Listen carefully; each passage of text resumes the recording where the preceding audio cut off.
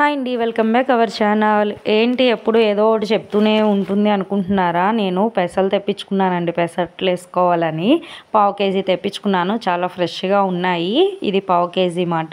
So ఒక గిన్నె తీసుకొని నీట్గా శుభ్రం చేసుకుందామని దాంట్లో వేసుకున్నాను. చూడండి ఎంత బాగున్నాయి కదా.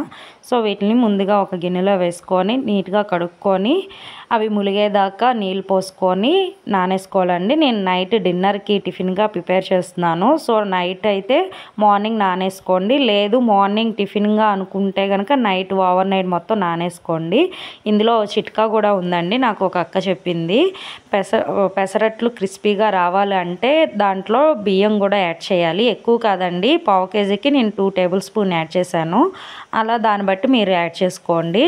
సో ఇలాగా వాటితోని బియ్యం కూడా నేను నైట్ కాదు కానీ నేను నైట్ ప్రిపేర్ చేస్తున్నాను కాబట్టి ఎర్లీ మార్నింగ్ నానేసాను. సో మార్నింగ్ నానేస్తే ఈవినింగ్ కల్లా నాకు అవి నానిపోయాయి. ఇవి కొద్దిగా మినపప్పు కన్నా లేట్గా నానుతాయండి. సో ఇలా కడిగేసుకొని ఈ రెండింటిని ఇలా నానేసుకున్నాను. సో నానిన తర్వాత చూసారా ఇలా వచ్చింది. వీటిని మిక్సీ పెట్టేసుకుందాము. మిక్సీలో వేసేసి నేను మంచినీళ్ళతోనే కదా నానేసుకున్నాను. సో ఆ నీళ్ళు కూడా కొన్ని పోసుకుంటూ మిక్సీ మెత్తగా వచ్చేటట్టు చేసుకున్నాను. ఇందులో ఇంక నేను ఏమి యాడ్ చేశానంటే చెప్తాను రండి. అల్లం, పచ్చిమిర్చి, 1 టేబుల్ స్పూన్ జీరా, ఇవి వేస్తే చాలా టేస్ట్ ఉంటుంది. కొంతమంది అల్లం జీరా దోశ మీద కూడా వేసుకుంటారు ఆనియన్స్తో పాటు. నేను ఇందులో మిక్స్ చేసేస్తున్నాను, ఎందుకంటే మా పాప తగిలితే తినదని చెప్పి. ఆనియన్ అయితే తింటుంది, ఇవన్నీ తగిలితే తిందు. సో అది అలా మిక్స్ చేసేసుకున్నాను. ఇలా మిక్సీ గిన్నెలోకి తీసుకొని మిక్స్ చేసేసుకున్నాను. చెప్పాను కదా ఇందాకలా నేను నానబెట్టిన వాటరే తీసుకున్నానని, అందుకే ఆ కలర్లో ఉన్నాయి. ఏంటి వాటర్ అనుకోవద్దు, నేను పప్పు నానేసిన వాటర్తోనే ఇలా గ్రైండ్ చేసుకున్నాను.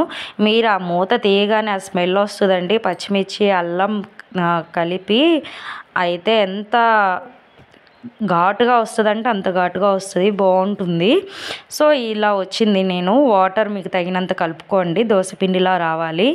1.5 టేబుల్ సాల్ట్ వేసుకున్నాను నేను. సాల్ట్ వేసి బాగా మిక్స్ చేసేసుకొని కాసేపు పక్కన పెట్టేశానండి. ఈలోపు నేను చట్నీ ప్రిపేర్ చేసుకుంటున్నాను. దీని కాంబినేషన్ కొబ్బరి పలుకుల చట్నీ అయితే సూపర్గా ఉంటుంది. అది కూడా మీకు నేను నా ఛానల్లో పెడతాను, ఎలా చేశానా అని చూడండి. ఇప్పుడు ప్యాన్ పెట్టేసుకొని దోసపిండి మళ్ళీ ఒకసారి కలిపేసుకొని ఇలా పెనం వేడైన తర్వాత దోశ వేసుకున్నాను. ఆనియన్ కూడా చాప్ చేసుకొని ముందే పెట్టేసుకున్నానండి. ఇందాకలా అల్లం మిర్చి అన్నీ దాంట్లో వేసేసుకున్నాను కదా. సో పైన నేను ఓన్లీ ఆనియన్ వేసుకుంటున్నాను. ఇలా ఆనియన్ వేసుకుంటే చాలా బాగుంటుంది. పెసరట్టు కదా, బాగా లో ఫ్లేమ్లో ఉంచి బాగా కాల్చుకోవాలండి, అప్పుడే లోపల కూడా బాగా కాలుతుంది. ఆయిల్ వేసేసుకొని నీట్గా 2 వైపులా కాల్చేసుకోవాలి.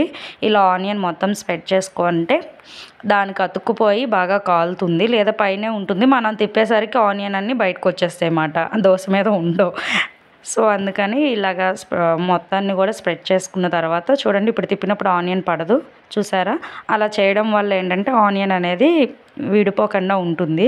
ఇలా 2 వైపులా కాల్చేసుకుంటే చాలు, మన పెసరట్టు రెడీ. వేడి వేడి పెసరట్టు నాతో పాటు మీరు తీసుకోండి, విత్ కొబ్బరి చట్నీ కాంబినేషన్ భలే ఉంది. వేడివేడిగానే తినాలి ఇవి, అప్పుడే దాని టేస్ట్ తెలుస్తుంది.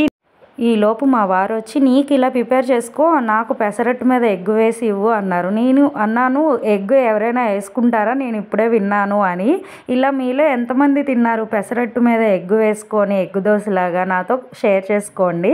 సో నేనైతే ఫస్ట్ టైం ట్రై చేశాను, నేను టేస్ట్ చేయలేదు కానీ తను తిని బాగానే ఉంది అన్నారు. సో పెసరట్టు ఇలా వేసేసుకొని ఎగ్ ఇంతా ఇలా స్ప్రెడ్ చేసేసుకొని దీని మీద కూడా ఆనియన్ వేసుకున్నాను.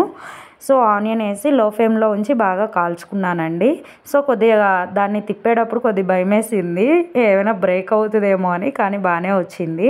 టేస్ట్ కూడా పర్వాలేదు అన్నారు. ఇలా నాలాగా ఎంతమంది ట్రై చేసి ఉంటారు? ఈ హస్బెండ్స్ ఉన్నారే, వెరైటీ థాట్స్ అని వాళ్ళకే వస్తాయి అనిపించింది. ఏముంది, ఎక్కడో చూస్తారు, వస్తారు, చెప్తారు, మనం చెయ్యాలి. సో ఇదైతే ఫెయిల్ అవ్వలేదు, టేస్ట్ అయితే బాగానే ఉంది. ఈసారి మీరు కూడా డెఫినెట్గా ట్రై చేయండి, నాతో షేర్ చేసుకోండి. ఇంతే ఈ వీడియో. Thank you.